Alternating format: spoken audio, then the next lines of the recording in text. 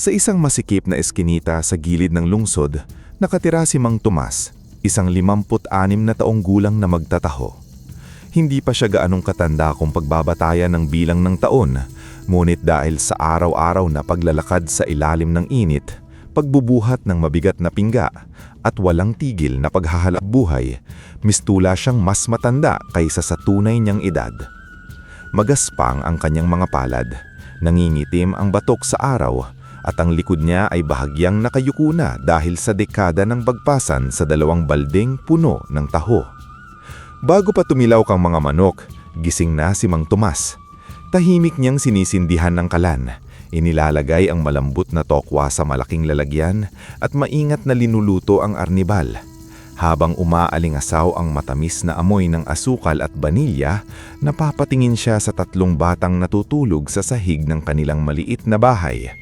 Sila ang kanyang mga apo, si Mila, 15 taong gulang at panganay, si Junjun, 11 taong gulang na mahilig mag-drawing, at si Nene, 8 taong gulang na laging nakakapit sa laylayan ng kanyang lolo.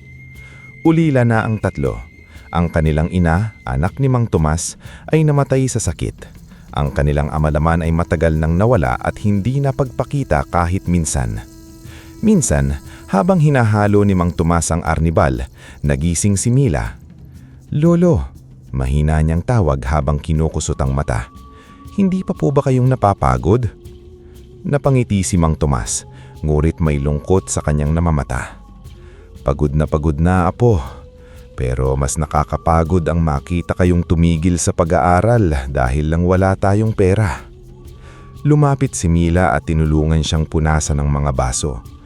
"Lolo, pwede po akong tumigil muna. Magtrabaho po ako para makatulong." Biglang tumigil ang kamay ni Mang Tomas. Tumingin siya kay Mila ng seryoso, ngunit malambing. "Huwag mong sasabihin niya na po. Ang pangarap ng nanay mo bago siya mawala, makapagtapos kayo. Hindi ko siya nabigyan ng maginhawang buhay noon, pero kayo, hanggat kaya ng katawan ko, ipaglalaban ko." Napaiyak si Mila. Yumakap siya sa kanyang lolo. "Pero kayo po ang kawawa, lolo." Hinapos ni Mang Tomas ang likod ng kanyang apo. "Hindi ako kawawa habang may dahilan pa akong bumangon." Pagkatapos may handa ang lahat, isinabit ni Mang Tomas sa balikat ang lumang kahoy na pingga. Sa 2 dulo nito nakasabit ang mga balde ng taho, arnibal, sago, baso at kutsara. Mabigat yun, pero sanay na siya. Sa labas, malamig pa ang hangin, ngunit alam niyang pagdating ng tanghali ay papaso na naman ang araw sa kanyang balat. "Taho! Taho!" Umakyat at bumaba ang kanyang boses sa bawat kanto. May mga batang tumatakbo labas na may hawak na barya, may mga nanay na bumibili para sa kanilang mga anak. Ngunit hindi lahat ay mabait sa kanya. Sa mga eksklusibong subdibisyon, madalas siyang harangin ng mga gwardya. "Oh, tanda, bawal ka rito," sigaw ng isang gwardya isang umaga. "Hindi pwedeng pumasok ang naglalako. Nakakasira sa itsura ng village. May suki po ako sa loob. Sandali lang po ako." "Wala akong pakialam. Lumayas ka na." May dumaan pang mamahaling sasakyan. Bumaba ang bintana at lumabas ang mukha ng isang binatang may suot na shades. "Kadiri naman," natatawang sabi nito. "May nagtitinda pa pala ng ganyan, pang mahirap." Nagtawanan ng mga kasama niya sa loob ng kotse. Napayuko na lamang si Mang Tomas. Sanay na siya sa kutsa. Sanay na siya sa taboy. Sanay na siyang tratuhing parang dumi sa kalsada. Ngulit sa bawat insunto, ang iniisip niya ay ang baonin na Mila, Junjun at Nene. Kinagabihan, umuwi siyang halos walang lakas. Kaunti lang ang benta, may natirang taho, may natirang sago, at kaunting arnibal. Ngunit kahit pagod, pilit siyang ngumiti nang sinalubungin siya ni Nene. "Lolo, may assignment po ako. Tulungan niyo ako." "Oo naman," sagot niya kahit masakit ang likod. "Pero kain muna tayo." Tinignan ni Junjun ang lalagyan ng bigas. Kaunti na lang ang laman. "Lolo," mahinang niyang tanong, "may bigas pa po ba tayo bukas?" Napatingin si Mang Tomas sa halos walang laman na kaban. Para siyang sinaksak sa dibdib. "Meron," Sagot niya na may pilit na sigla. Ako ang bahala. Ngunit nang natulog na ang mga bata, umupo si Mang Tomas sa labas ng bahay. Tumingala siya sa langit. Makapal ang ulap, parang wala ring bituin. Diyos ko, bulong niya habang pinipigil ang luha. Hindi po ako humihingi ng yaman. Bigyan niyo lang po ako ng lakas para sa mga apo ko. Hindi niya alam, sa mismong sandaling iyon, may isang nilalang na matagal nang nakamasid sa kanyang kabutihan. Isang madaling araw, mas maaga kaysa dati ang gising ni Mang Tomas. Hindi siya halos nakatulog dahil iniisip niya ang bayarin sa eskwela ni Mila. May proyekto rin si Junjun na kailangang bilhan ng materyales. At si Nene naman ay nangangailangan ng bagong tsinelas dahil halos manipis na ang suot nito. Konting tiis pa, bulong niya sa sarili habang binubuhat ang pingga. Makakaraos din tayo. Madilim ang kalsada, tahimik ang paligid, taning yabag lamang ng kanyang mga paa at mahinang niyang taho ang maririnig. Habang naglalakad siya sa lumang bahagi ng bayan, napadaan siya sa ilalim ng isang malaking puno ng balete. Matagal nang kinatatakutan ng mga tao ang punong iyon. Sabi ng matatanda, may naninirahang nilalang doon. May mga batang pinagbawalang maglaro sa paligid nito. May mga driver na hindi bumubusina kapag dumadaan dahil baka raw may maistorbo. Ngunit si Mang Tomas, sa kabila ng hirap ng buhay, ay hindi mapanlait sa mga bagay na hindi niya nauunawaan. Tuwing napapadaan siya sa balete, tahimik siyang yumuyuko. Tabi-tabi po, mahina niyang sabi gaya ng nakagawian. Ngunit sa araw na yon, may narinig siyang kakaibang iyak. Mahina, paos, parang iyak ng matandang taong gutom at giniginaw. Napahinto siya. Sino yun? Tanong niya habang lumilingilingon sa paligid. Walang sumabot, ngulit muli niyang narinig ang hikbi. Dahan-dahan siyang lumapit sa ugat ng balete. Doon, sa pagitan ng malalaking ugat, nakita niya ang isang napakaliit na matandang lalaki. Kasing taas lamang ito ng kanyang palad. Gusgusi ng suot, nanginginig sa lamig at yakap-yakap ang sarili. May putik ang mukha nito at parang ilang araw nang hindi kumakain. Nagulat si Mang Tomas. Napaatras siya ng kaunti. Ngunit nang makita niya ang luha sa mata ng maliit na matanda, nawala ang takot niya. Ang nanaig ay awa. Naku, sambit niya. Kawawa ka naman. Nalalamig ka ba? Tumingala ang maliit na lalaki. Malalim ang kanyang mga mata. Parang matandang puno na maraming lihim na nakita sa mundo. Gutom ako, bulong nito. Napakalamig ng gabi, wala ni isang nag-alok sa akin ng tagkain. Lahat natakot, lahat umiwas. Hindi alam ni Mang Tomas kung nananaginip siya o gising. Ngunit hindi na yon mahalaga. Sa harap niya ay isang nilalang na nangangailangan ng tulong. Agad niyang ibinaba ang pingga. Kumuha siya ng malingis na baso at sinalina nito ng pinakamainit na taho. Dinagdagan niya ng maraming arnibal at sago. Heto, malambing niyang sabi, miinit-init pa. Inumin mo. Pasensya ka na, ito lang ang mayroon ako. Nanginginig na inabot ng maliit na lalaki. Kahit maliit siya, tila lumaki ang baso sa kanyang kamay. Ngunit sa pagtataka ni Mang Tomas, unti-unti niya itong naubos. Sa bawat higop, tila bumabalik ang kulay ng kanyang mukha. Unti-unti ring naglaho ang panginginig niya. Napakasarap, sambit ng maliit na lalaki habang nakapikit. Ilang daang taon na akong hindi nakakatikim ng ganitong pagkain. Hindi lang ito matamis sa dila, matamis ito sa puso. Napakamot si Mang Tomas sa batok. Karaniwang taho lang po yan. Gawa ko lang po sa maliit naming bahay. Hindi. Hindi karaniwang ang pagkain mula sa kamay ng taong marunong magbigay kahit siya mismo ay kapos. Napayuko si Mang Tomas. Nahiya siya sa papuri. Wala naman po iyon. Kung gutom ang isang tao, dapat pakainin. Hindi na kailangan pang magtanong kung sino siya. Tumayo ang maliit na lalaki. Biglang nagliwanag ang paligid. Ang mga ugat ng balete ay tila gumalaw. Mula sa dilim, lumitaw ang maliliit na ilaw na parang alitaptap, ngunit mas maliwanag at mas mahiwaga. Ang gusgusing damit ng matanda ay unti-unting naging makintab na kasuotan, yari sa hibla ng dahon at gintong sunilid. Nanlaki ang mga mata ni Mang Tomas. Ano po kayo? Ngumiti ang maliit na lalaki. Ako si Dato Salin, pinuno ng mga duwende sa lupa. Maraming taong dumaan dito. May mayaman, may hirap, may makapangyarihan, may religyoso.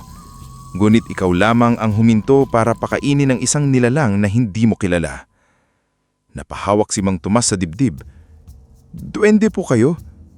Oo, tugon ni Dato Salin. At mula ngayon, hindi na mag-iisa ang iyong kabutihan. Tinapik ni Dato Salin ang lumang kahoy na pinggan ni Mang Tomas. Ang kahoy na matagal ng bitak-bitak, nangingitim at halos nabali na ay biglang nabalot ng gintoong liwanag. Sa isang iglap, napalitan ito ng isang kakaibang gintong kawayan. Makinis ito, magaang tingnan at may ukit na maliliit na dahon at bituin.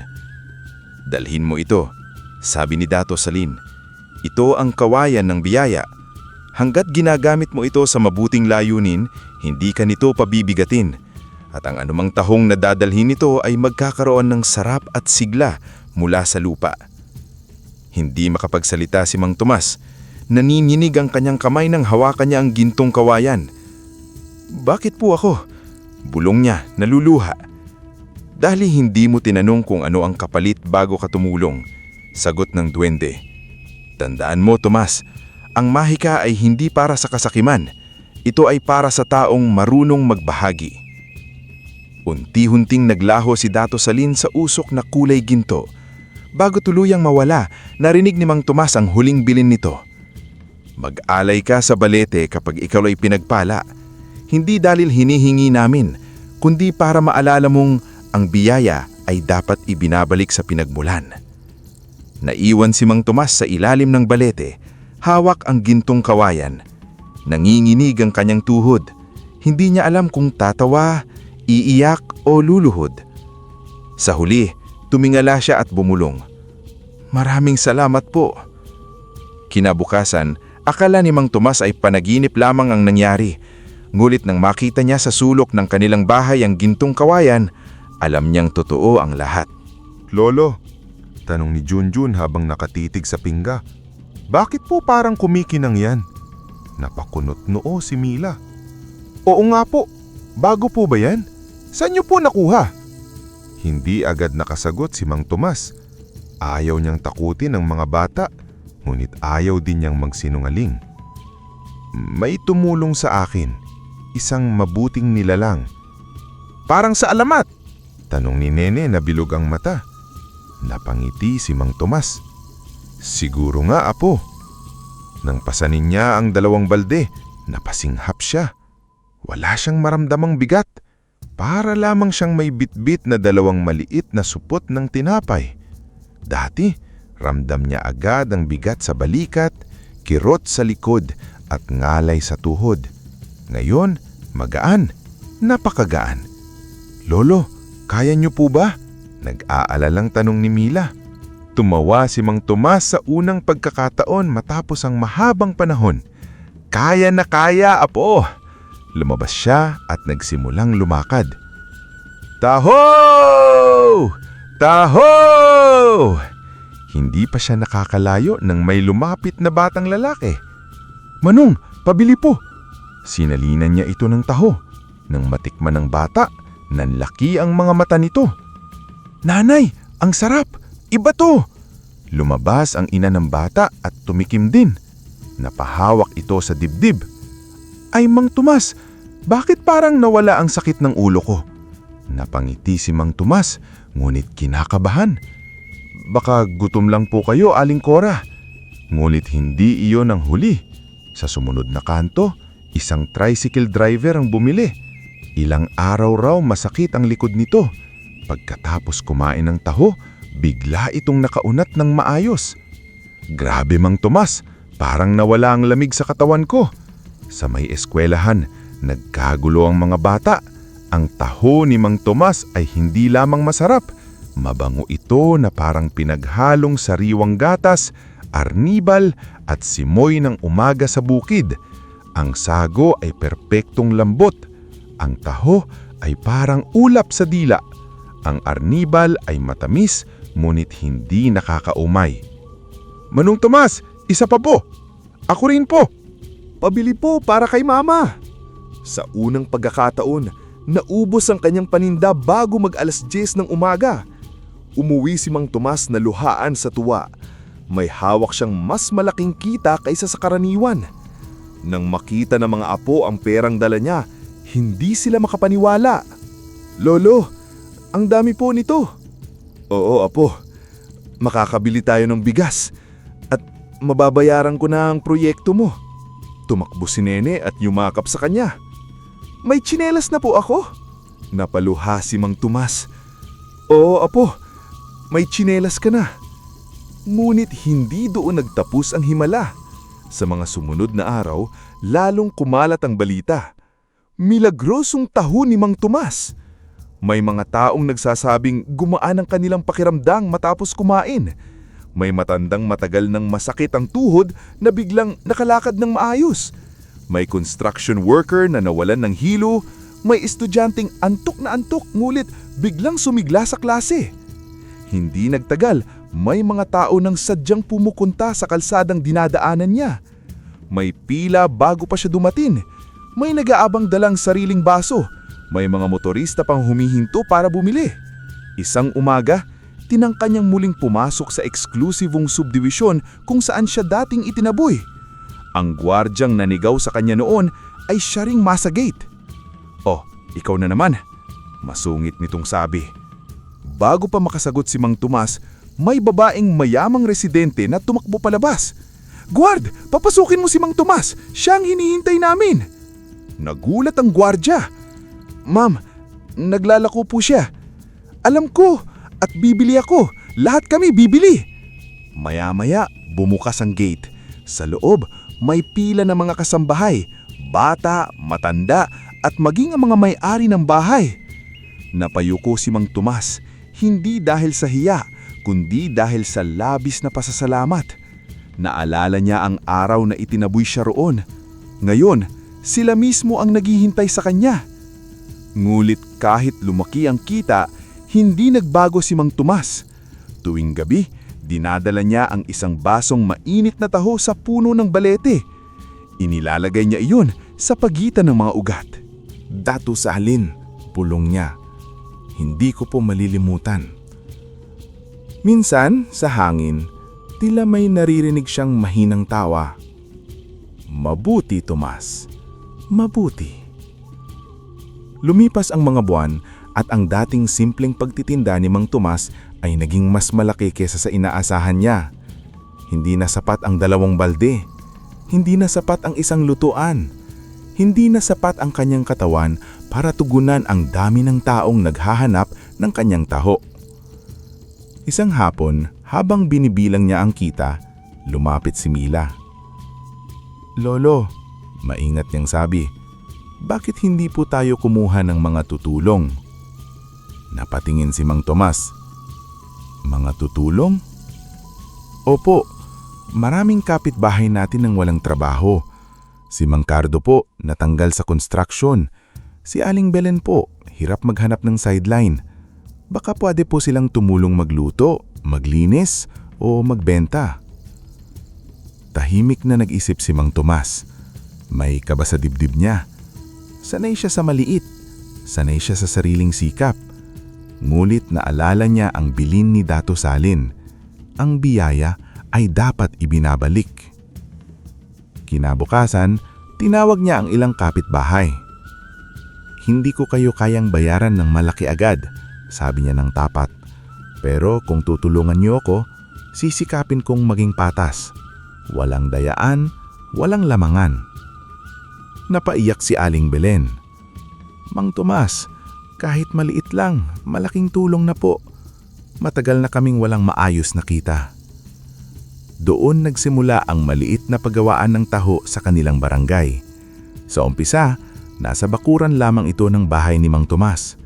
May malaking kaldero, mahabang mesang kahoy, ilang lumang lalagyan at mga kapitbahay na nagtutulong-tulong sa paghahalo, pagsasalin at paglilinis. Simple lamang ang lahat, ngunit puno ng pag-asa ang bawat kilos nila. Isang gabi, matapos ang unang araw ng kanilang paggawa, tahimik na naupo si Mang Tomas sa tabi ng gintong kawayan.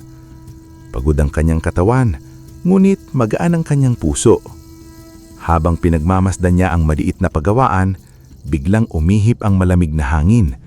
Gumalaw ang mga dahon kahit walang bagyo, at mula sa liwanag na tila galing sa ilalim ng lupa, muling nagpakita si Datu Salin. Datu Salin, bulong niya, na agad na paluhod sa gulat at paggalang. Ngumiti ang pinuno ng mga duwende habang pinagmamasdan ng mga kaldero, mesa at lalagyan ng taho. Tomas, wika nito, hindi mo ginamit ang biyaya para sa sarili mo lamang. Binigyan mo ng hanap buhay ang mga taong kapos at binuksan mo ang iyong pintuan sa mga nangangailangan. Kaya ang maliit na paggawaang ito ay hindi na lamang magiging tahanan ng kabutihan. Itinaas ni Datu Salin ang kanyang maliit na baston. Mula sa dulo nito ay lumabas ang gintuang liwanag na dahan-dahang kumalat sa buong bakuran. Dumampi ito sa malaking kaldero, sa mesang kahoy, sa mga lalagyan at sa gintong kawayan. Sandaling kumislap ang paligid at umalingasaw ang napakatamis na amoy ng sariwang taho, arnibal at bagong umagang puno ng pag-asa. Binabasbasan ko ang paggawaang ito, sabi ni Datu Salin. Hanggat malinis ang inyong hangarin, magiging sariwa ang inyong gawa. Magiging masarap ang inyong timpla at hindi mauubos ang biyaya na nakalaan para sa mga taong marunong magbahagi. Nangingilid ang luha ni Mang Tomas habang nakayuko. Maraming salamat po, Datu. Pangako po, hindi ko po ito gagamitin sa kasakiman. Alam ko, tugon ng duwende. Kaya ka namin pinagkatiwalaan. Pagkasabi nito, unti-unting naglaho si Datu Salin sa maninipis na usok na kulay ginto. Naiwan si Mang Tomas sa gitna ng bakuran, hawak ang gintong kawayan at puno ng panibagong tapang ang puso. Mula noon, naging kakaiba ang bawat tahong ginagawa sa maliit na paggawaan. Laging maganda ang timpla, laging sariwa, laging kakaiba ang sarap. At sa bawat sandok ng taho, parang may kasamang basbas ng lupa, kabutihan at pag-asa. Hindi nagtagal, may mga negosyanteng lumapit. Mang Tomas, sabi ng isang may-ari ng maliit na grocery, pwede po ba kaming kumuha ng taho ninyo at ibenta sa amin? May nag-alok ding mag-franchise. Mang Tomas, gawin nating brand ito. Malaking negosyo ito. Noong una, natakot si Mang Tomas. Hindi siya marunong sa kontrata. Hindi siya sanay makipag-usap sa abogado. Hindi siya marunong sa malalaking numero. Ngunit tinulungan siya ni Mila na mahusay sa pag-aaral. Tinulungan din siya ng isang mabuting guro at isang retiradong accountant sa barangay. Lolo, kailangan nating protektahan ang pangalan ninyo. Hindi po labing lokohin kayo. Kaya mo bang tulungan ako, Apo? Tanong ni Mang Tomas na may ngiti. Opo, ako po ang magiging unang sekretarya ninyo. Tinawag nilang Tomas Milagrosong Taho ang negosyo. Sa unang branch, simple lang ang tindahan. Malinis na mesa, mainit na taho, at malaking larawan ni Mang Tomas na may hawak na pingga. Ngunit kumalat ang balita sa social media. May nagvideo habang may matandang babae na nagsasabing gumaan ng pakiramdam niya matapos kumain. May vlogger na pumunta at nagsabing pinakamasarap na taho sa Pilipinas. Dumami ang branches. Mula sa isang kanto, nagkaroon sila ng tindahan sa palengke. Pagkatapos sa mall. Pagkatapos sa terminal. Pagkatapos sa iba't ibang probinsya. At sa bawat paglaki ng negosyo, may bagong flavor. May classic arniwal. May chocolate taho para sa mga bata. May strawberry taho na paborito ng mga estudyante. May caramel taho na mabango at malinamnam. May ube cheese taho na naging viral. May mango graham taho na tila pang dessert sa mamahaling restaurant. At ang pinakasikat, taho supreme. May malamig na ice cream sa ibabaw, sago, arnibal, at pinong mani. Lolo, natatawang sabi ni Junjun habang kumakain ng taho supreme. Dati, tayo lang ang kumakain ng tirang taho. Ngayon, pati mga artista pumipila. Napangiti si Mang Tomas. Basta wag nating kakalimutan ng mga taong hindi kayang bumili, sagot niya. Kaya nagpatayo siya ng programang Libreng Taho para sa bata. Araw-araw, may libreng taho sa ilang public school. Nagbigay rin siya ng trabaho sa mga dating walang hanap buhay. May scholarship para sa mahihirap. May maliit na klinik sa tabi ng pabrika para sa mga empleyado. Minsan, habang nasa opisina siya, dumating ang isang dokumento. Nalaman niyang ibinebenta ang mismong eksklusibong subdivision na dati siyang pinagbawalang pasukin. Nalugi raw ang developer. Tahimik na tinignan ni Mang Tomas ang papel. Mang Tomas, sabi ng abogado, kaya na po ninyong bilhin ito. Napahawak siya sa dibdib. Naalala niya ang araw na itinaboy siya ng gwardya. Naalala niya ang putse ng mga mayayamang nangutya sa kanya. Ngunit imbes na gumanti ng masama, ngumiti siya. Bilhin natin, sabi niya. Pero hindi para ipagyabang. Gagawin nating maayos na tirahan para sa mga empleyado at mga pamilyang walang sariling bahay. At yun nga ang ginawa niya. Ang dating lugar na simbolo ng pang-aapi, naging komunidad na may abot-kayang pabahay, palaruan, klinika, at maliit na paaralan. Sa gabi ng pagbubukas, tumayo si Mang Tomas sa harap ng mga tao. Nakasuot pa rin siya ng simpleng barong. Wala siyang magarbong alahas. Sa tabi niya, nakatayo ang 3 apo. Proud na proud sa kanya. Hindi ako yumaman para lumayo sa mahihirap. Wika niya na nangingilid ang luha. Yumaman ako para mas marami akong maabot. Sa likod ng mga tao, sa lilim ng isang puno, may maliit na nilalang na nakangiti. Si Datu Salin. Habang lumalago ang imperyo ni Mang Tomas, may mga taong hindi natuwa. Sa isang mataas na gusali sa Makati, nagpulong ang mga may-ari ng malalaking kumpanya ng artipisyal na inumin.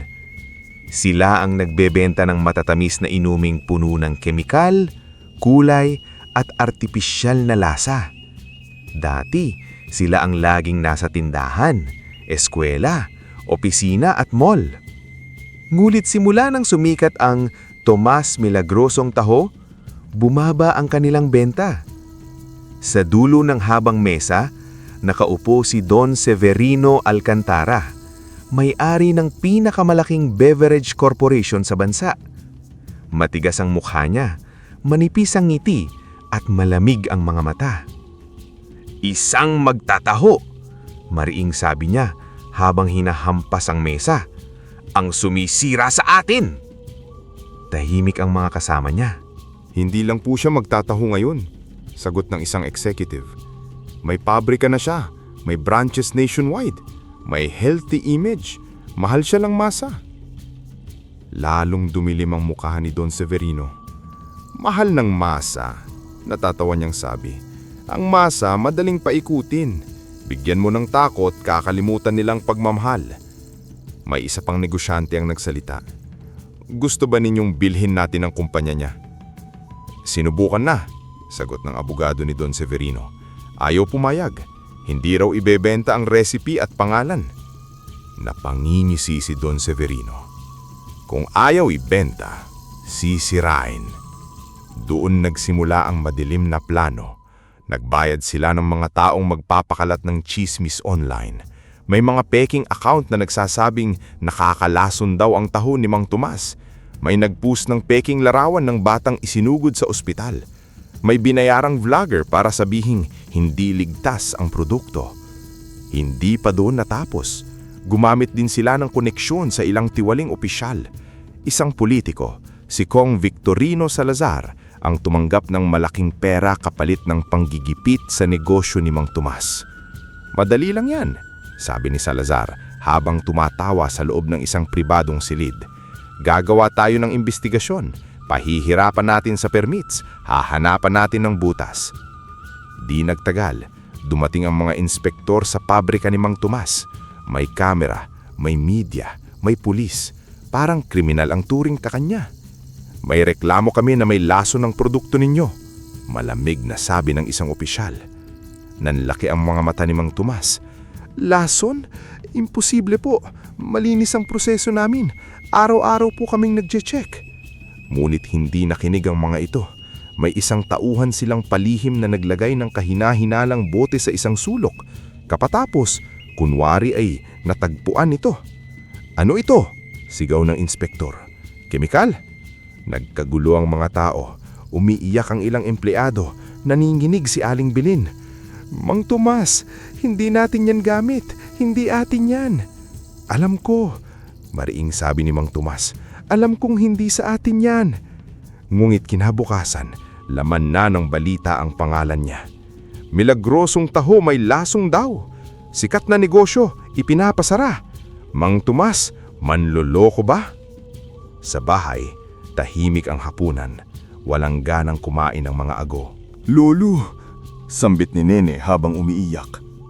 Masama po ba kayo? Parang nadurog ang puso ni Mang Tomas. Lumuhod siya sa harap ng bata. Hindi, apo. Sagot niya na nangingilid ang luha. Hindi kailanman gagawa ang lolo mo ng makakasama sa tao. Pero bakit po sinasabi nila? Tanong ni Junjun na galit na galit. Bakit nila kayo sinisiraan? Napapikit si Mang Tomas.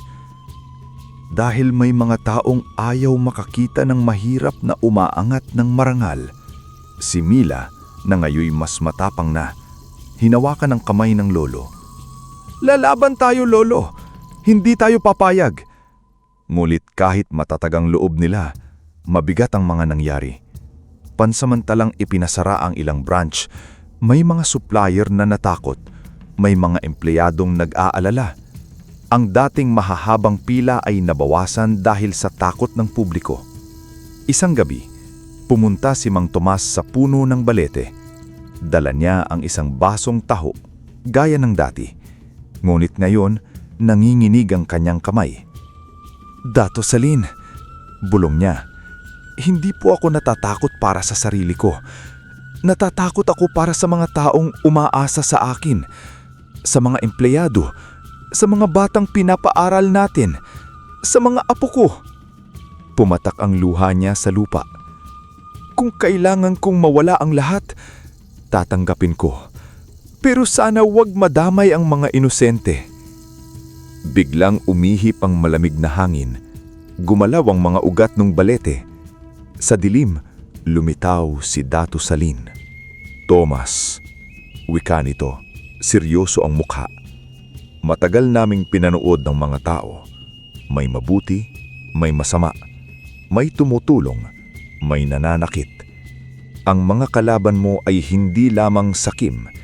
Nilason nila ang lupa, tubig at katarungan. Lumuhod si Mang Tomas. Dato, ayokong manakit. Hindi ka mananakit, sagot ng duwende. Ang katotohanan ang mananakit sa kanila. Sa gabing iyon, habang natutulog ang lungsod, gumising ang lupa. Mula sa ilalim ng puno ng balete, libu-libong maliliit na ugat ang gumapang palabas. Manipis ang ilan tulad ng sinulid, ang iba naman ay makapal tulad ng asas. Ngunit hindi sila nanakit ng inosente. Tahimik silang gumapang sa ilalim ng kalsada, kanal, gusali at sementadong daan. Sa opisina ni Don Severino, Abala pa rin ang mga tao kahit hating gabi. Sinusunog nila ang ilang dokumento, binubura ang mga files, inililipat ang pera sa lihim na accounts. Siguraduhin niyong walang matitira. Utos ni Don Severino. Kapag bumagsak si Tomas, bibilhin natin ang kumpanya niya sa presyong basura. Ngunit habang nagsasalita siya, may narinig silang kaluskos. Ano yon? Tanong ng isang tauhan. Mula sa pagitan ng tile sa sahig, may lumabas na ugat. Pagkatapos, isa pa at isa pa, hanggang sa ang buhong opisina ay pinuno ng gumagapang na ugat.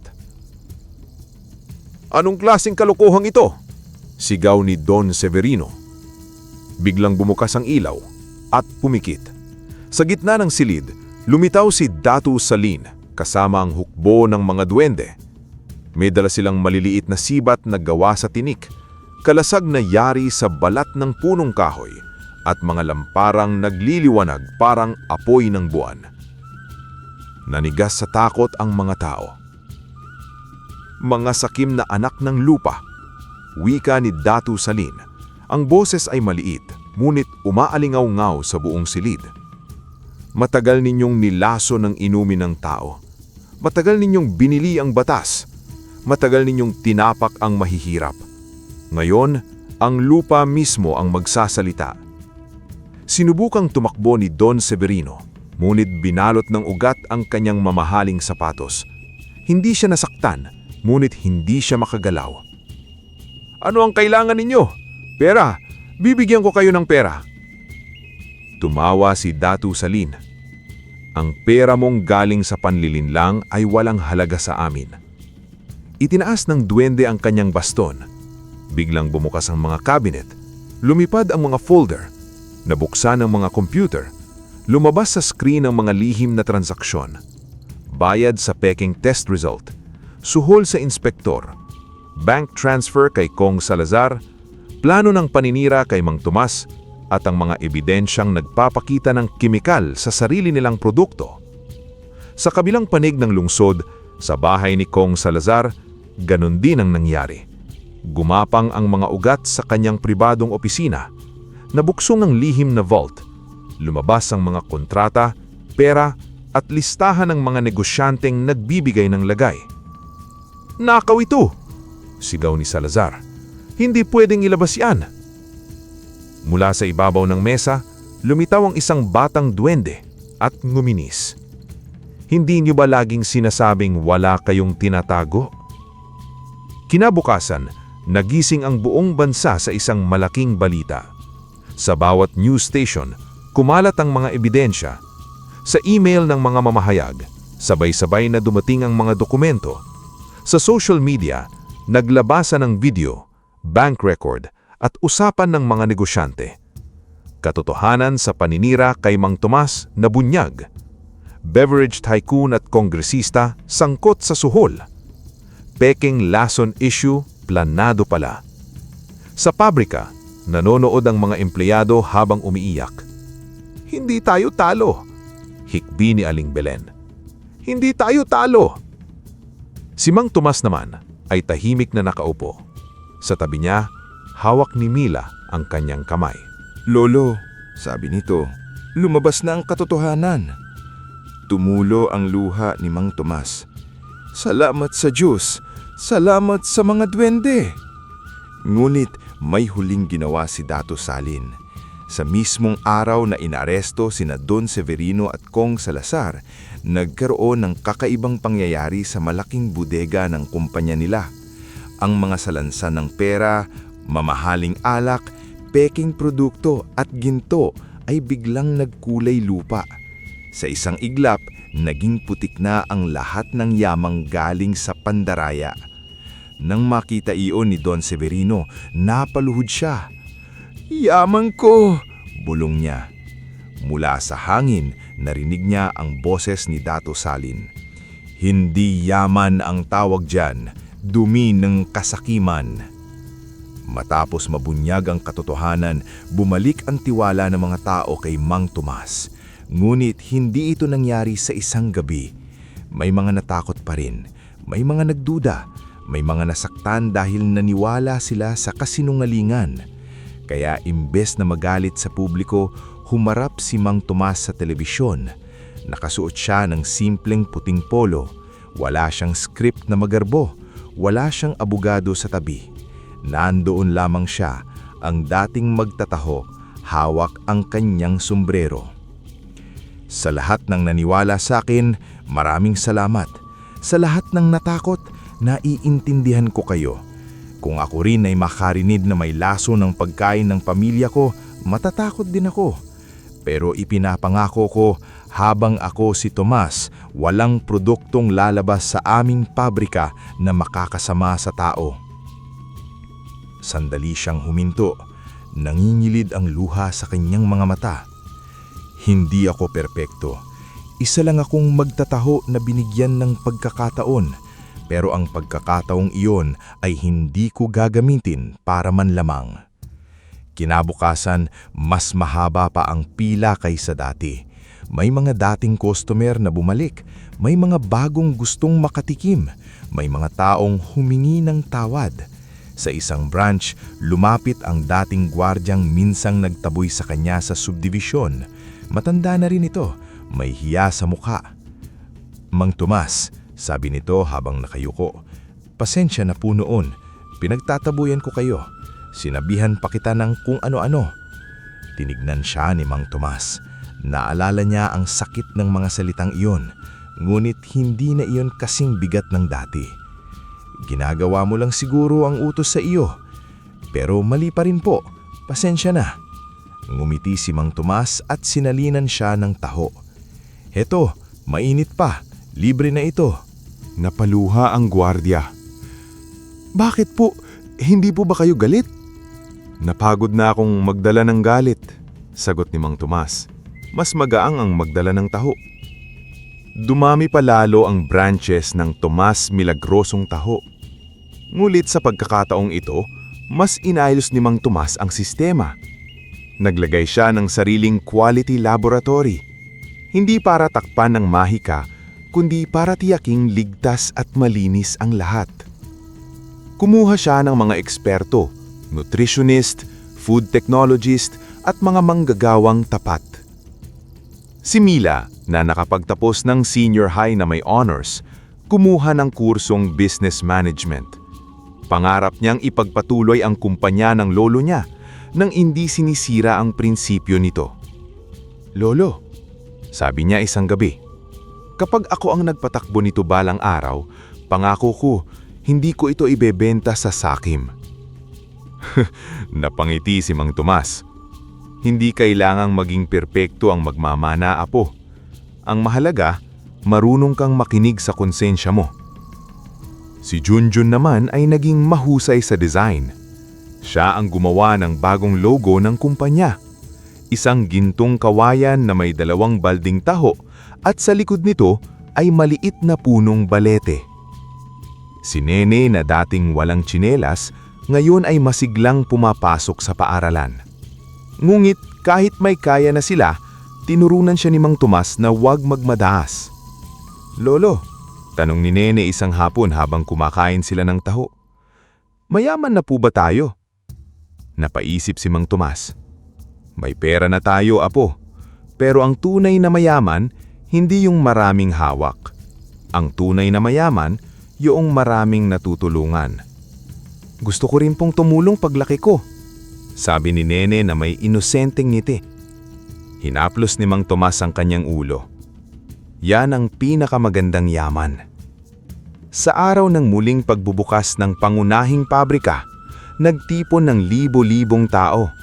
May mga empleyado, estudyante, magsasaka ng soybeans, tindero, guro, doktor, at ordinaryong pamilyang minahal ang kanilang produkto. Sa gilid, may malaking tarpaulin. Biyaya mula sa kabutihan para sa lahat. Nang magsalita si Mang Tomas, hindi niya ipinagmalaki ang kanyang tagumpay. Sa halip, binanggit niya ang mga taong kasama niya sa pagbabangon. Kung wala ang mga kapitbahay na tumulong, wala ito. Kung wala ang mga empleyadong naniwala, wala ito. Kung wala ang mga customer na natiwala, wala ito. At kung wala ang mga pagsubok, hindi namin malalaman kung gaano katibay ang aming samahan. Sa likod ng entablada, sa lilim ng halaman, nagpakita sandali si Datu Salin. Si Mang Tomas lamang ang nakita. Bahagya siyang yumuko. Yumuko rin si Mang Tomas. Walang salita, ngunit sapat na ang kanilang tinginan. Lumipas ang mga taon at lalong lumawak ang kabutihang nagmula sa simpleng baso ng taho. Ang Tomases Milagrosong taho ay hindi na lamang negosyo. Naging simbolo ito ng pag-asa. Sa mga lugar na sinalanta ng bagyo, may libreng mainit na taho at pagkain. Sa mga batang walang baon, may nutrisyong inumin. Sa mga matatandang mag-isa sa buhay, may libreng almusal bawat linggo. Ngunit kahit milyonaryo na si Mang Tomas, hindi nagbago ang kanyang ugali. Tuwing umaga, bumabangon pa rin siya ng maaga. Hindi na niya kailangang maglako. Ngunit minsan sa isang linggo, isinusuot niya ang lumang sombrero, binubuhat ang gintong kawayan at naglalakad sa lumang ruta. Taho! Taho! Nagugulat ang mga tao kapag nakikita siya. Mang Tomas, bakit po kayo naglalako pa? Mayaman na po kayo.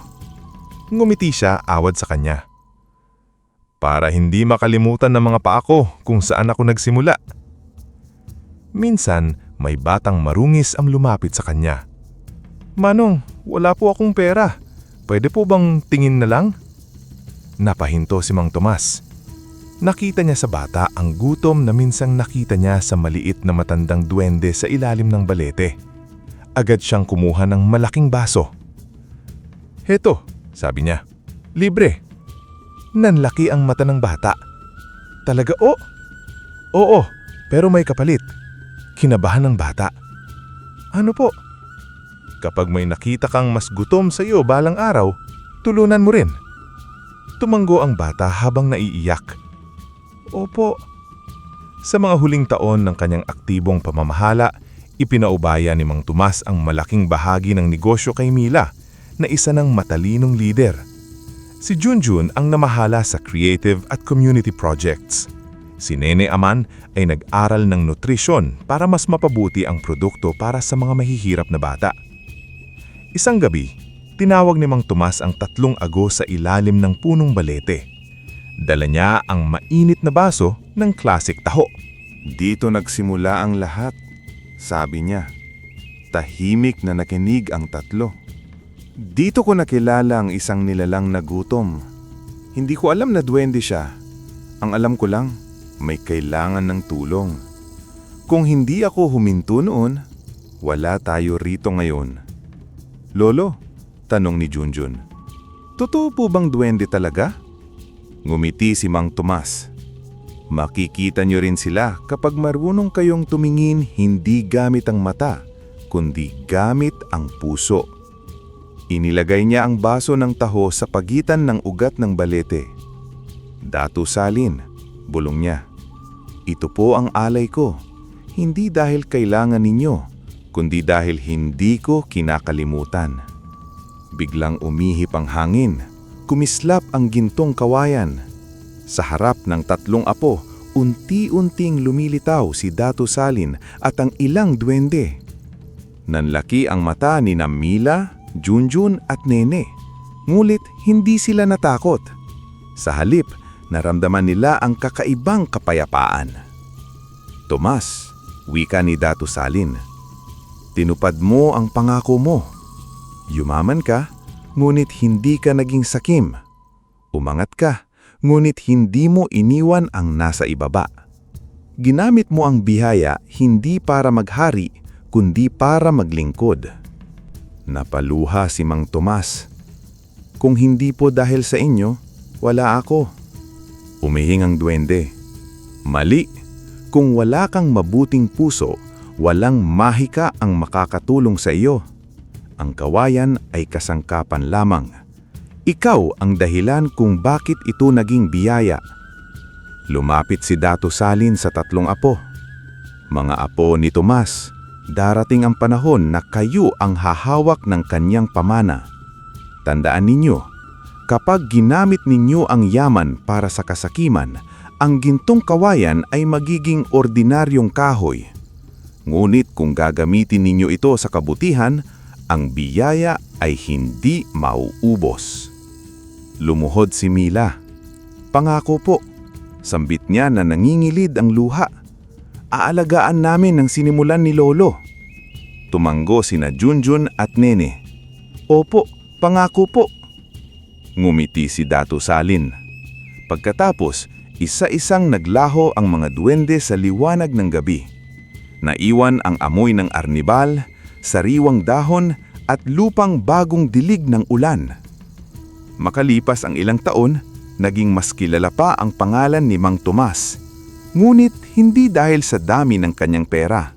Nakilala siya dahil sa mga paaralang naipatayo, mga pamilyang nabigyan ng tahanan, mga manggagawang nabigyan ng dangal at mga batang natulungang mangarap. At sa gitna ng lahat ng ito, nanatili ang isang simpleng tradisyon.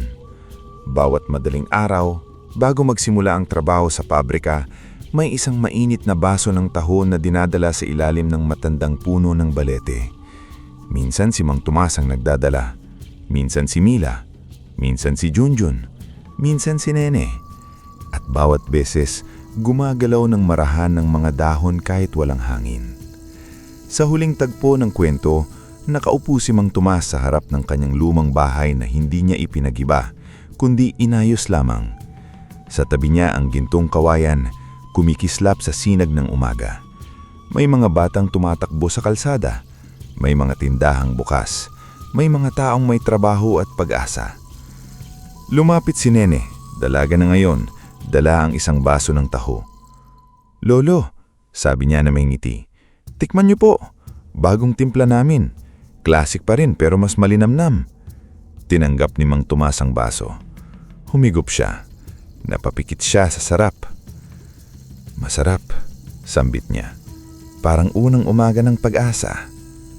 Lolo, tanong ni Nene, ano pong sikreto ng taho natin? Tumingin si Mang Tomas sa puno ng balete. Pagkatapos ay tumingin siya sa apo. Hindi arnibal, hindi sago, hindi gintong kawayan. Ano po?